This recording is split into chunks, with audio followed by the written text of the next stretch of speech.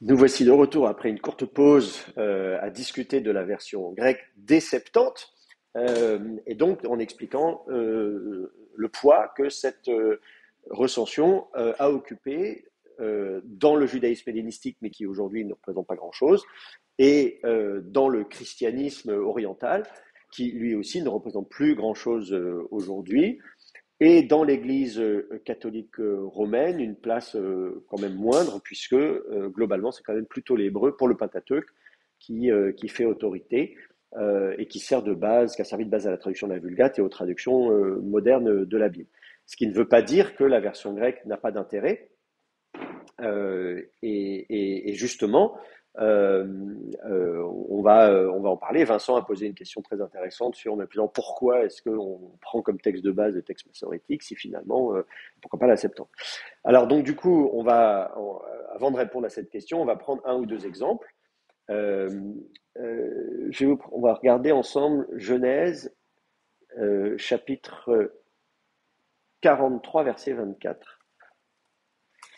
Regardez, bon ça c'est le Pentateuque samaritain, on va pas le mettre, on va mettre la version grecque euh, des Septante. Tac. Et hop là. Alors il existe une traduction française des Septante, là je ne l'ai pas, mais j'ai une version anglaise. Euh, la NETS, comme on dit, ça veut dire New English Translation of the Septuagint. Donc euh, la NETS est une version, il y a eu plusieurs versions anglaises de la version grecque, faite sur la version grecque. Il y en a une récente qui est très bien, la NET. En français, il y a la Bible d'Alexandrie, qui est super. Enfin, je veux dire, c'est un outil exceptionnel, qui est fait par fascicules. C'est des petits fascicules bleus, et on fait tous les livres de la Bible. Ça s'appelle la Bible d'Alexandrie. C'était Marguerite Arles qui avait lancé le projet, etc. Enfin bref, vraiment, ça fait des décennies que c'est en cours. C'est très bien fait parce qu'en plus, vous avez des notes de bas de page qui servent une sorte d'apparat critique, de commentaires. On vous dit, ah là, regardez, c'est différent de l'hébreu, etc. Donc c'est vraiment un outil. Donc si vous travaillez sur un passage de la Bible, et si le fascicule de la Bible d'Alexandrie existe, allez le consulter. Ça vous aidera énormément. Voilà, donc sachez que c'est un très bon outil, c'est en cours, donc là encore, si vous avez une vocation, vous voulez faire une thèse sur la version grecque de je ne sais pas quel livre de la Bible ou je ne sais quoi, enfin ça pourrait aboutir à une publication dans la Bible d'Alexandrie, ce serait, enfin voilà, on a besoin de main-d'œuvre. Donc regardons ensemble ce verset. Euh, Regardez la version hébraïque, je vais écrire un peu plus gros parce que j'ai du mal à lire. Ensuite, alors, Vayave Ha'ish et Ha'anashim. Donc, Vayave, c'est le verbe beau, venir, et il fit alors venir, il fit entrer, hein, Ha'ish, l'homme, donc ça c'est le sujet, et Ha'anashim, l'objet, les hommes. Donc, l'homme fit entrer les hommes. Bon. Baïta, Beta, donc Baït c'est la maison, vers la maison, donc voilà, il les fait rentrer en direction de la maison, il les fait rentrer dans la maison. Euh, et, mince, on a perdu le vidéoprojecteur. Ah ça, elle est revenue. Yosef, décidément. C'est ça qui vient. Donc, en direction de la maison de Joseph. Ensuite, Vaïten Maïm, et donc vers Nathan, Yiten, il donne, donc Vaïten, il donna alors, Maïm, de l'eau, Vaïrchatsu, et là vous avez le verbe rachatz, qui veut dire purifier, nettoyer, laver, etc. Donc, et ils lavèrent raglehem leurs pieds, hein, leurs jambes, ragel c'est la jambe ou le pied, donc ils se lavèrent les pieds, parce que forcément on a de la poussière aux pieds, hein, on est en Orient, on est en sandales, tout ça, bon voilà. Euh, Vayiten, et il donna encore mispo, là c'est du fourrage, euh, là chamorechem. Chamorechem, donc chamor c'est l'âne, donc là il y en a plusieurs, donc à leurs ânes. Bon. Très bien. Voilà ce que nous dit le verset 24.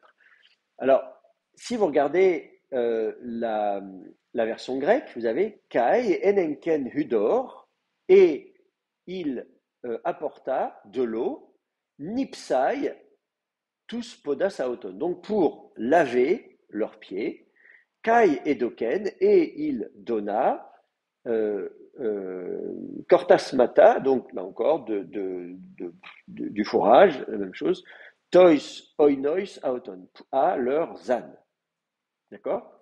Donc, si vous lisez la version grecque, vous vous dites très bien, j'ai à peu près une traduction mot à mot du texte hébreu, euh, mais euh, le texte grec est plus court. Quelle est la différence entre la version grecque et la version hébraïque?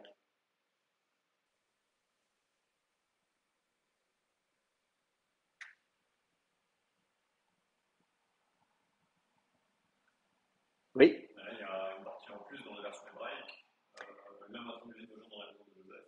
Cette partie-là ne se trouve pas. c'est ça. Donc, il y a du texte en plus dans la version hébraïque. L'homme introduisit. euh, euh, c'est traduit nos gens. Je ne sais pas pourquoi c'est traduit comme ça par la Tob, parce qu'en hébreu, on a juste et hanashi. Bon, bref. Bon. Donc voilà, cette partie-là, l'homme fit entrer, fit venir les hommes dans la maison de Joseph. Cette partie-là n'a pas d'équivalent en grec.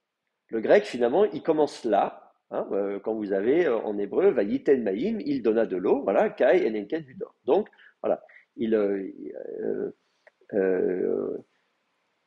c'est marrant d'ailleurs. Euh, D'ailleurs, c'est un peu plus compliqué que ça parce qu'effectivement, en hébreu, vous avez deux fois vayiten et vayiten. Donc, il donna de l'eau, puis il donna du fourrage. Vous avez deux fois le verbe donner. Or là, en grec, vous avez edoken, mais on n'a pas kai edoken. Donc, s'il commençait là, vayiten maïm, on aurait kai edoken hudor, nipsai, etc. Mais là, on a kai enenken, qui est le verbe féro, donc le verbe porter. On dit il porta de l'eau. Porter ou apporter, ça peut être l'équivalent effectivement du verbe beau qui veut dire venir, faire venir. Je fais venir quelque chose, j'apporte quelque chose. Bon. Donc on a l'impression qu'il a traduit vayavo et qu'ensuite de vayavo, on passe tout de suite à maïm. Vayavo, maïm, etc., etc. Alors, on peut voir ce qu'en pense Emmanuel Tov, justement, si je dis Genèse 46, 43, 26, vous voyez. Si vous êtes feignant, vous ne voulez pas faire le travail vous-même, vous allez voir ce qu'a fait Tov. Et donc, qu'est-ce qu'il nous dit? Genèse 43, 26, il nous dit, donc, Vayavo, effectivement, alors lui, il pensait que c'était Eiselten. Alors, c'est marrant parce qu'il propose Eiselten, mais c'est pas ce. Ah oui, voilà, c'est ça, je comprenais pas. Je me dis, il y a un problème. Ah voilà, c'est ça. Je me dis, mais pourquoi il met Selten? D'accord, très bien, merci. Voilà. C'est plus. Voilà. Et donc, effectivement, qu'est-ce qu'il nous dit? Alors, effectivement, Vayavo, enfin, Vayave, en l'occurrence, il fait venir, donc, Kai Enenken, donc ça, il est bien d'accord avec ça. Ensuite, les mots suivants, Ha'ish, Et Hanashim, Beita, Yosef, Vayiten, tout ça, hop, il a en face rien, avec une petite note 13.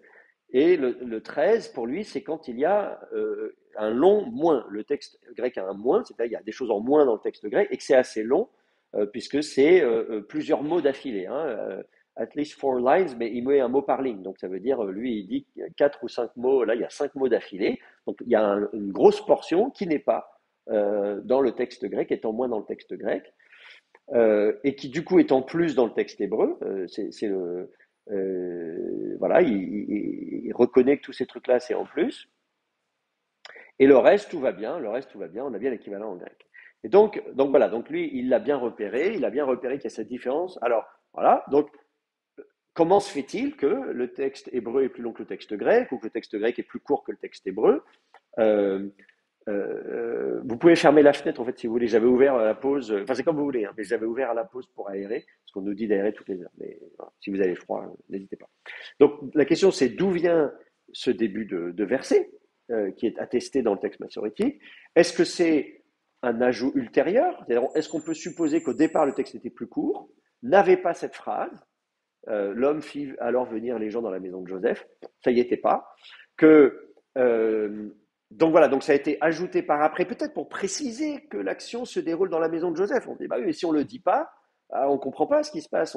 C'est important de dire que ça se passe dans la maison de Joseph, parce que, évidemment, alors le contexte, Genèse 43, c'est le cycle de Joseph. Vous savez que Joseph il est vendu par ses frères, mais que finalement, à la fin de l'histoire, il se retrouve à la tête de l'Égypte, qu'il y a la famine, que les frères de Joseph viennent, qu'ils ne le reconnaissent pas, et que Joseph a l'occasion de se venger, mais que finalement, il ne va pas le faire. Il va hésiter, je le fais pas, et puis voilà, il dit finalement, voilà, finalement, je vous aime, vous êtes mes frères.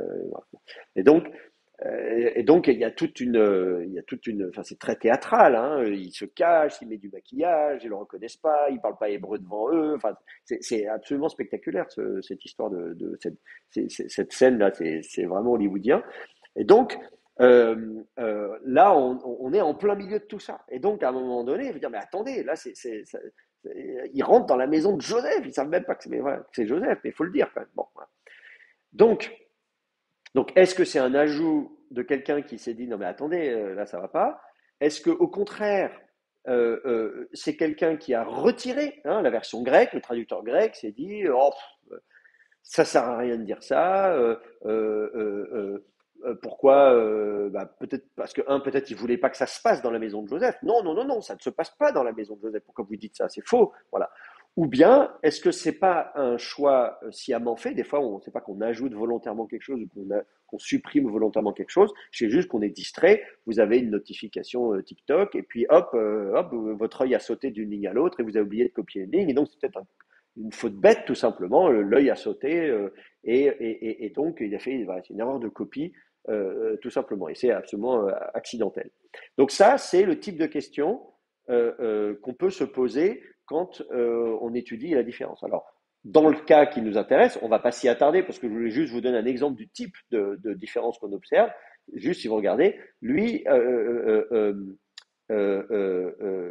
Emmanuel Tov nous dit allez voir du côté du verset 17. Vous voyez, donc il nous dit remontez quelques versets, vous allez voir du côté du verset 17, et on nous dit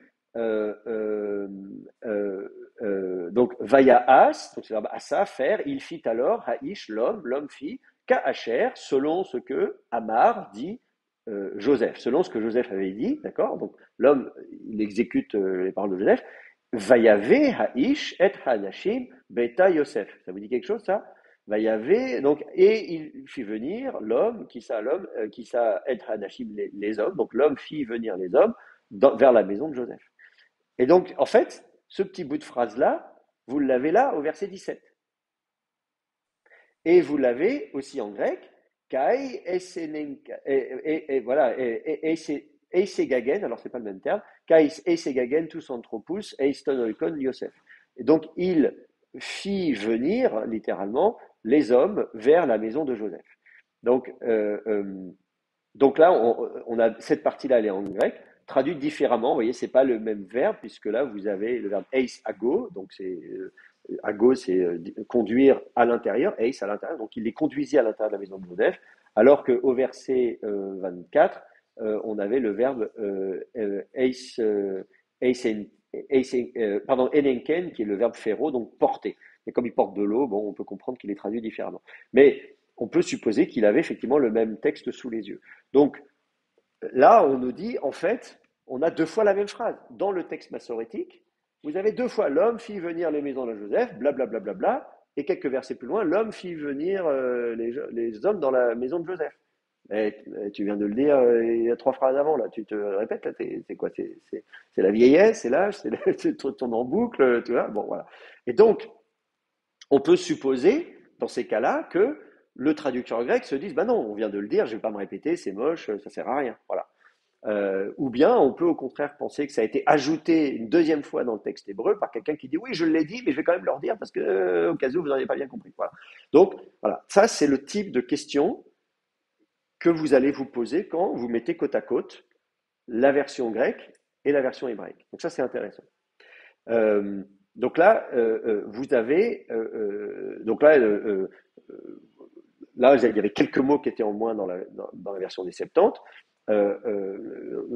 ou un verset, quelques mots en plus, comme vous voulez, dans la version de texte massorétique. Parfois, c'est un verset entier. Hein, vous avez parfois des versets entiers. Et parfois, c'est le contraire. Là, on a un texte grec qui est plus court que le texte hébreu. Parfois, c'est l'inverse, c'est le texte grec qui va être plus long. Regardez, je vous prends un deuxième exemple. Genèse chapitre 1, verset 8.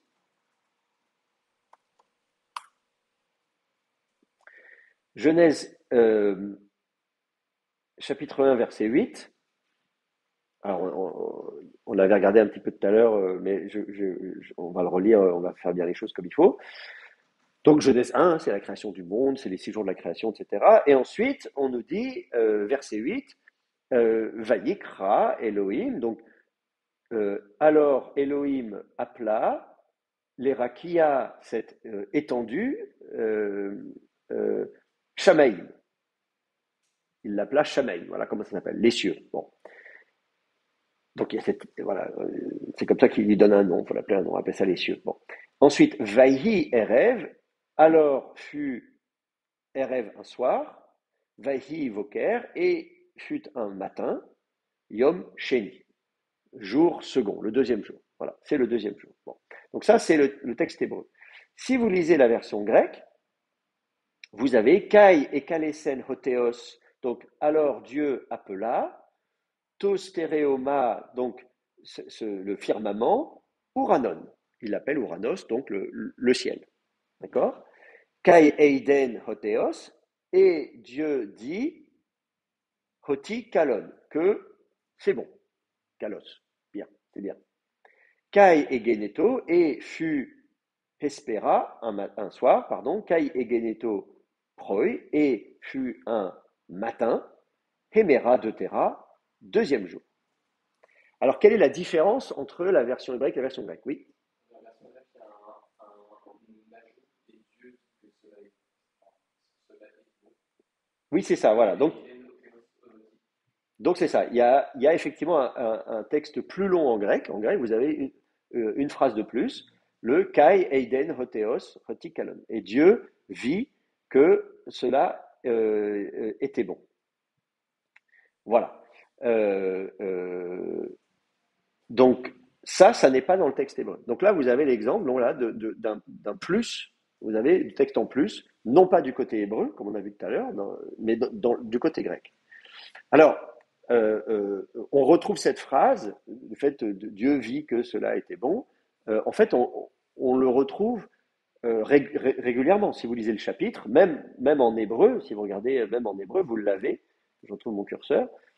Euh, euh, euh, quand, vous voyez, vous avez ça, verset 10, Dieu vit que cela était bon, vous l'avez dans le texte hébreu, hein, vous dites, voilà, vous l'avez, voilà, Vayar Elohim Kitov. Bon, donc ça, vous l'avez de façon récurrente. On vous dit, vous l'avez encore ici, verset 12, Vayar Elohim Kitov. Voilà, Dieu vit que cela était bon. Donc en fait, cette phrase, elle vient régulièrement tout au long du chapitre premier. Euh, à vrai dire, si vous regardez bien, cette phrase, elle est précisée pour chaque jour du récit de la création. À chaque jour de la création, vous avez cette mention, y compris dans le texte hébreu, vous avez Dieu vit que cela était bon. Dans le texte hébreu, vous l'avez tous les jours, sauf ici, le deuxième jour. Apparemment, le deuxième jour, Dieu ne voit pas que c'est bon. Dans le texte hébreu, on se dit, tiens, c'est un peu bizarre. Donc, est-ce que ça veut dire que Dieu n'est pas content qu'il a créé le firmament, là, il a créé le ciel, et non, ça c'est pas bon, ça. Voilà. Donc, comment se fait-il que, de façon récurrente, on l'a tous les jours, sauf ce jour-là? Ça, c'est une question, dans le texte hébreu, on peut se poser la question. Dans le texte grec, il n'y a pas de problème. Dans le texte grec, on trouve cette phrase là où on l'attend à la fin de chaque jour. Dieu, il est content, il regarde, il dit, ça va, j'ai bien travaillé aujourd'hui, c'est bien, j'ai bien dormir et rendez-vous demain. Bon. Et donc, dans le texte grec, de ce point de vue-là, est cohérent, mais pas le texte hébreu. Donc, il y a effectivement du texte en plus en grec. Et donc, là encore, qu'est-ce qui s'est passé? Est-ce que c'est le traducteur grec qui dit, mais attends, il manque quelque chose là, je vais le préciser parce que sinon on a l'impression que c'est pas bon.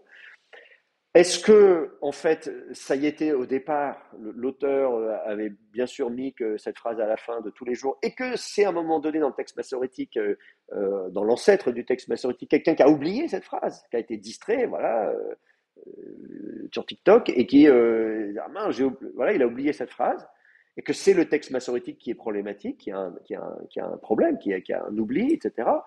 Est-ce que c'est au contraire sciemment que quelqu'un a dit non, non, non, non, non, le deuxième jour, je ne dis pas que Dieu a vu que c'était bon, pour une raison qu'il va falloir expliquer, hein, mais peut-être que c'est tout ça, c'est.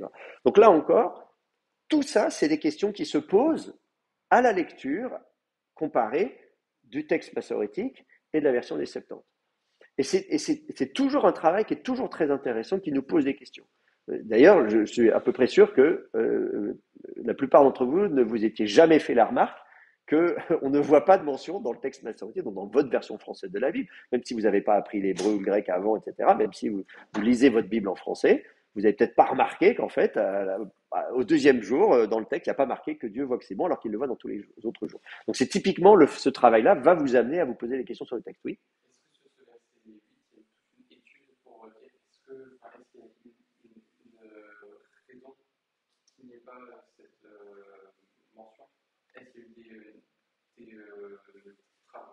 Est-ce qu'il y a des travaux qui ont été faits? C'est la question sur ce verset 8. Alors oui, bien sûr. La Bible est très étudiée. Le Pentateuque, notamment, c'est peut-être ce qu'il y a de plus étudié dans la Bible. Donc, effectivement, il y a des siècles et des siècles de travaux. Comment dire, dans le judaïsme aussi, hein, les rabbins qui connaissent le texte hébreu par cœur dans tous les sens, en avant, en arrière, machin, etc., qui s'arrêtent à la moindre virgule, qui cherchent à trouver une explication à tout.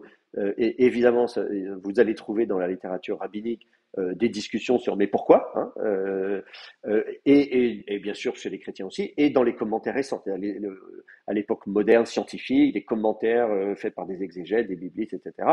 Évidemment, c'est une question qui est abordée. Un bon commentaire biblique ne peut pas passer à côté de ça. Si votre commentaire biblique préféré est passé à côté de ça, ben, changez de commentaire, changez de crèmerie. Voilà. Non, mais voilà, il faut. Alors, on va pas en discuter là parce que c'est malheureusement long et c'est pas l'objet du cours aujourd'hui.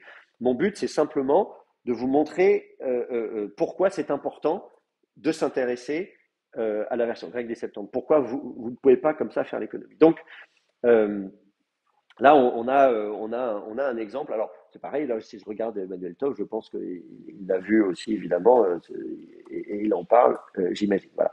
Donc là, voilà, typiquement, si vous regardez donc le verset 8, on voit bien qu'il y a un trou ici.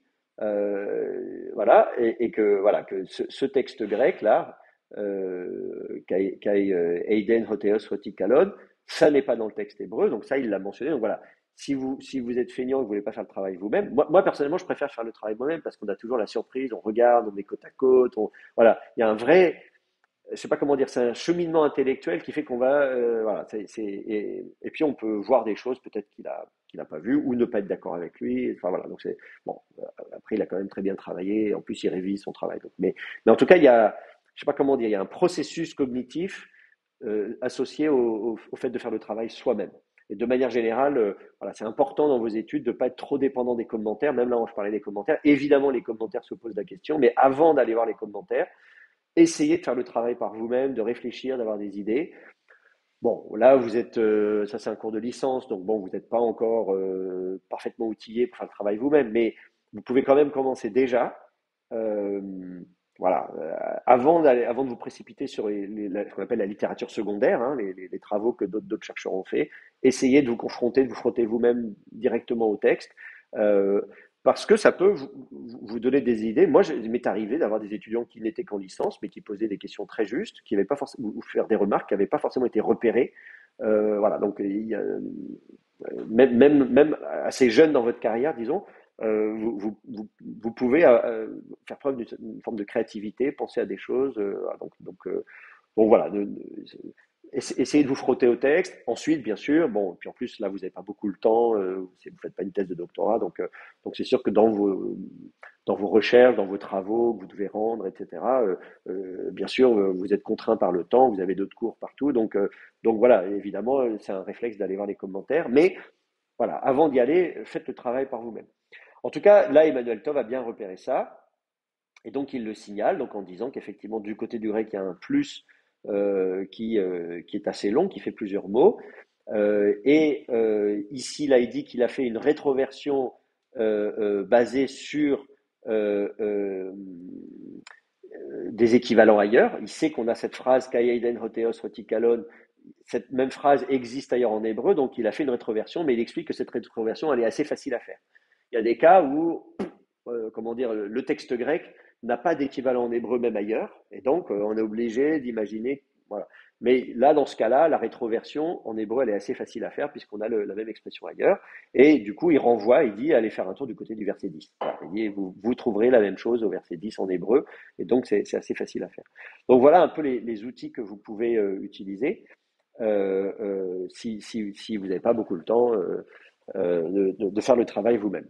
Alors, euh, si on fait un peu le bilan maintenant de ce chapitre-là sur les différentes recensions du Pentateuque, euh, on a vu 3 recensions. Texte massorétique, Pentateuque samaritain, Septante. Euh, je les ai faits dans l'ordre qui va du plus simple au plus difficile. Le texte massorétique, c'est la recension par défaut, comme je dis, c'est celle qui sert de base. Vous apprenez l'hébreu, vous apprenez la cantillation massorétique, etc. Donc le texte massorétique, c'est celui avec lequel vous êtes le plus familier. C'est celui qui sert de base aux traductions modernes de la Bible, etc. Donc voilà. Donc on a commencé par celui-là. Mais ensuite, on s'est rendu compte que c'était pas le seul. Et quand on parle du Pentateuque, c'est pas forcément le Pentateuque massorétique dont il s'agit. Il y a aussi le Pentateuque samaritain, qui a l'avantage d'être en hébreu. Et vous allez voir, donc, si vous avez appris l'hébreu, c'est facile de mettre les textes côte à côte. Vous voyez, ici, par exemple, je peux mettre le Pentateuque samaritain juste à côté. On manque un peu de place, mais on va y arriver. Euh, donc, si vous mettez le Pentateuque samaritain, je ne sais plus où est-ce qu'on était au verset 8, on peut se dire, tiens, finalement, qu'est-ce que j'ai dans le Pentateuque samaritain euh, Et on nous dit, Vayikra Elohim l'Erakia Shamaim, Vayhi Erev, Vayhi Boker, Yom Sheni. Alors, on a un texte court dans le Pentateuque samaritain qui est court comme dans le texte massorétique. Donc, c'est facile de mettre les deux côte à côte parce que c'est de l'hébreu. Donc, on met les deux côte à côte, c'est de l'hébreu. Donc, je vous ai parlé du Pentateuque samaritain en expliquant que finalement, dans les deux cas, on fait le travail à partir de manuscrits médiévaux, mais qu'on peut supposer que ces manuscrits médiévaux sont les témoins d'une tradition plus ancienne et qui remonte à l'Antiquité. Euh, on a vu que alors le Pentateuque samaritain souffre d'un déficit d'image parce que voilà, oulala, les Samaritains, oulala, c'est pas des gens bien, c'est pas des vrais Israélites, etc. Voilà, c'est des païens en fait, etc. Bon, voilà, donc et que tout ça c'est une invention tardive, médiévale, ou enfin l'époque byzantine au moins, voilà. Donc on a ce côté, voilà, où on est un petit peu sévère vis-à-vis des Samaritains. Donc il a été délaissé à tort. Euh, il présente une difficulté supplémentaire, c'est qu'on n'a pas d'édition critique, de bonne édition critique comme pour celle du texte massorétique. Il y a la BHS, bon, il y a Fongal pour le Pentateuque samaritain, c'est vrai. Il y a un autre problème que le Pentateuque samaritain n'est pas vocalisé. Donc pour les gens qui sont habitués, là, vous avez la chance d'avoir toute la cantillation massorétique, donc qui vous précise la prononciation, l'interprétation, etc. Pour le Pentateuque samaritain, ça n'y est pas. Il y a bien une tradition de lecture, évidemment, du Pentateuque samaritain, mais qui n'était pas mise par écrit. Ça a fait l'objet d'enregistrements, hein. Il y a des spécialistes au XXe siècle qui sont allés enregistrer les Samaritains et transcrire, qui ont développé même un système de vocalisation samaritaine. Et voilà, pour essayer de dire, attendez, même dans des cas où le texte consonantique est le même, il peut y avoir des différences.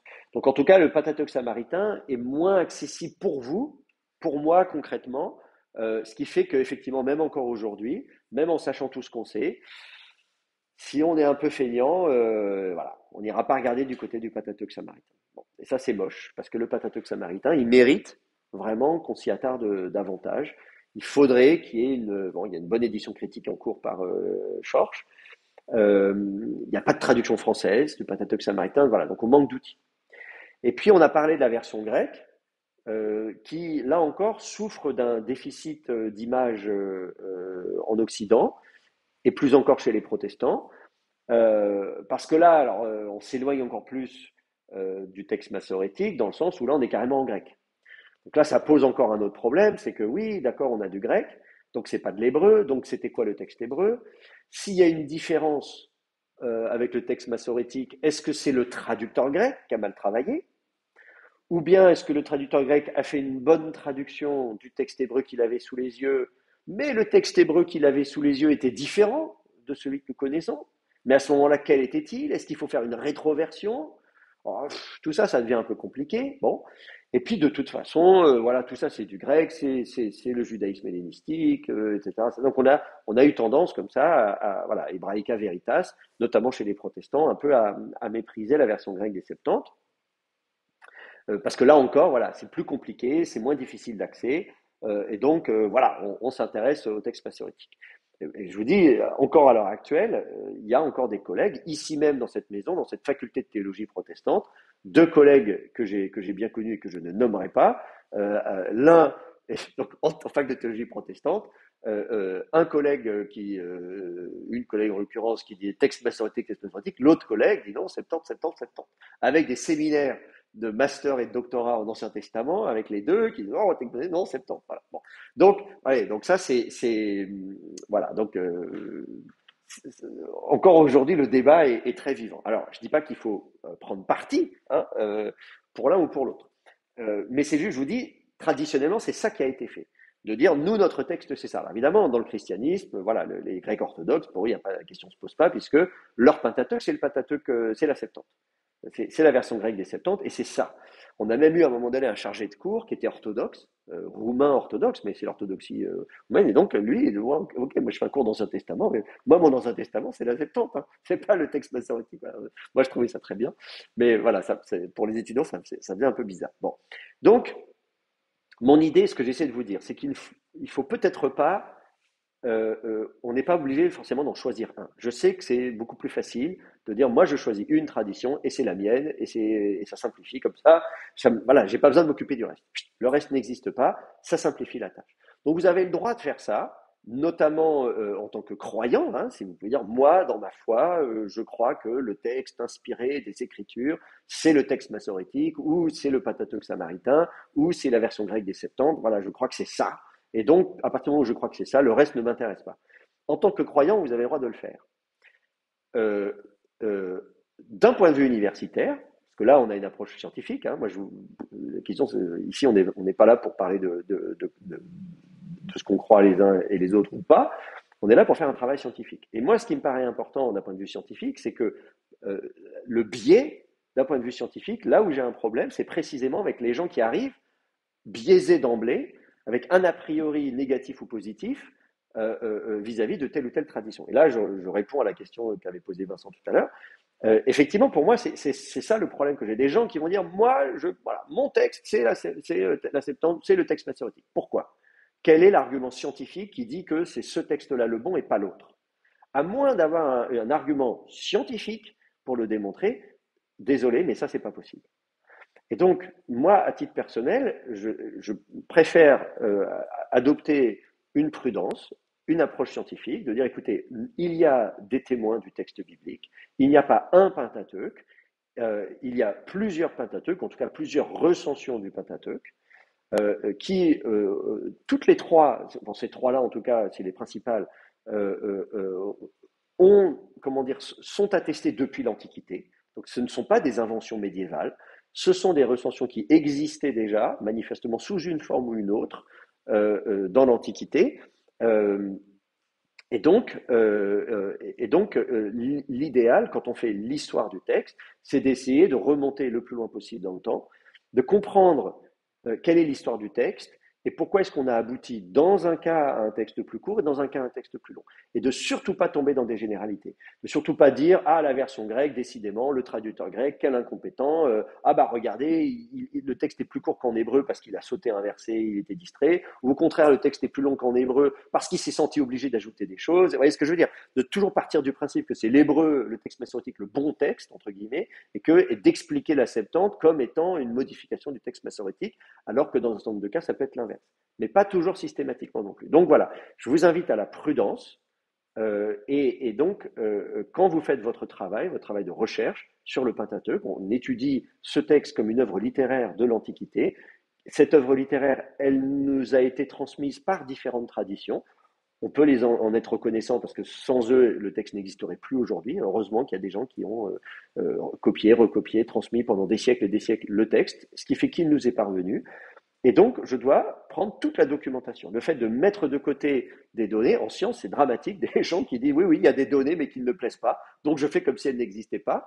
Bon, là, vous me direz, il n'y a pas mort d'homme, mais imaginez qu'on fasse ça en médecine pour des médicaments ou je ne sais quoi. Oui, oui, non, on a fait des tests sur tel ou tel médicament. Bon, bah, je prends cet exemple à dessein parce que malheureusement, il y a eu des scandales où précisément on a fait ça. On n'a pas tenu compte de données parce que ça n'arrangeait pas et il y a eu des morts. Bon, voilà. Donc, je pense que ça nous montre en tout cas que d'un point de vue scientifique, il faut être capable d'étudier chacune de ces recensions, d'en tenir compte, de les comparer, d'essayer de comprendre ce qui s'est passé dans un cas ou dans l'autre. Voilà. Donc c'est ça un vrai bon travail scientifique universitaire sur le Pentateuque. Des questions, des remarques? Oui. C'est même jusqu'à un certain point délicat parce que si on cherche justement le Pentateuque dans le passé, là on a vu pendant le cours qu'en fait si on remonte suffisamment loin, il y a même une période où il n'y a pas de Pentateuque. Il y a des textes qui forment par la suite le Pentateuque, mais qui à l'époque ne sont pas forcément considérés comme un tout qui fonctionne de façon collée, organique. Donc même notre objet d'enquête finit par se dissoudre si on remonte dans le passé. Ouais. Oui, c'est une très bonne remarque. Donc je la répète pour ceux qui nous écoutent. L'idée est de dire que si on remonte le temps, bon, c'est bien, mais on peut remonter jusqu'où on remonte le temps, puisque le Pentateuque risque de se dissoudre dans un lointain passé où il y avait des sources du Pentateuque, des textes qui ont été compilés, rassemblés pour faire le Pentateuque. On en a parlé, puisqu'on a dit à partir de quand on peut parler de Pentateuque. Il y a 5 livres. Est-ce que les livres existaient avant pour eux-mêmes? Est-ce que, etc. Quelles sont les différentes phases rédactionnelles? Et à quel moment est-ce qu'on peut parler de Pentateuque? Et à un moment où on parle de Pentateuque, effectivement, à quoi il ressemblait, voilà. Et après, il y a différentes recensions. Donc, effectivement, la remarque, elle est très pertinente. Le problème, c'est que si effectivement on remonte très loin dans le temps, à un moment donné, on n'a même plus de Pentateuque. Alors, effectivement, c'est vrai, il faut tenir compte de ça. Il n'empêche que, c'est pour ça que je dis tout va dépendre de l'ambition qu'on a. C'est-à-dire que d'un point de vue théologique, si, effectivement, on peut très bien s'inscrire dans une tradition donnée en disant, voilà, moi je m'intéresse, je sais pas, je vois un poster de Calvin, je peux dire, moi je m'intéresse à Calvin, et donc je vais les commentaires que Calvin fait, le texte, la Bible que Calvin lisait. Voilà. Donc, je peux dire, voilà, moi, ce qui m'intéresse, je fais l'histoire de l'exégèse ou de la théologie, je vais parler du protestantisme au XVIe siècle, donc je vais parler de la Bible au XVIe siècle. Peu importe qu'il y a eu des manuscrits 300 ans avant notre ère, puisque de toute façon, ils ne les connaissaient pas, ce n'était pas ça leur Bible. Ou bien, si je travaille aujourd'hui sur, je ne sais pas, l'orthodoxie, ou voilà, l'Éthiopie, par exemple, moi, je vais prendre la Bible éthiopienne. Bon, voilà, elle est ce qu'elle est, c'est la Bible éthiopienne, et donc si je m'intéresse à la théologie ou à des réformes du 19e et du 20e siècle en Éthiopie, je sais pas, ou le rôle de Gebra Selassie, enfin bref, de Haile Selassie, pardon, dans l'évolution de la religion éthiopienne, dont il fait de la sociologie de la religion, par exemple, etc. Voilà, bon, je peux effectivement m'inscrire dans une tradition donnée et faire ce choix en disant je suis bien conscient qu'il y avait des textes avant, mais moi, le texte qui va m'intéresser, c'est ça. Mais si on fait une approche vraiment historique, c'est effectivement, et qu'on veut remonter plus loin, il faut être capable effectivement de s'aventurer dans un terrain qui va être difficile, où effectivement on ne sait pas très bien finalement à quoi pouvait ressembler le texte, est-ce que même il était composé comme un tout, est-ce qu'il y avait la notion de Torah mais pas encore de Pentateuque, vous voyez. Ça, c'est des questions qu'il faut être capable de se poser quand on fait de l'histoire des religions, quand on a une approche historique du texte biblique. Donc on va le faire, et ça va être l'objet du prochain cours, du prochain chapitre. On va aller plus loin que ces 3 grandes recensions pour remonter le temps, et ça va être effectivement un peu plus compliqué, parce qu'on va s'aventurer dans un domaine, voilà, on va regarder quand même ce qu'on a à se mettre sous la dent, qu'est-ce qu'on a comme documentation, et en quoi ça peut nous aider à comprendre la composition du texte biblique. Donc ce travail historique, on va le faire, et on va voir jusqu'où on peut remonter, avant effectivement que le Pentateuque ne se dissolve comme ça, j'aime bien l'expression, et effectivement, comme tu le disais, avant qu'il y ait voilà, qu'on perde un peu trace du Pentateuque. On va quand même essayer de voir jusqu'où on peut remonter, mais ça, ce sera donc pour le chapitre 4. D'autres questions, remarques?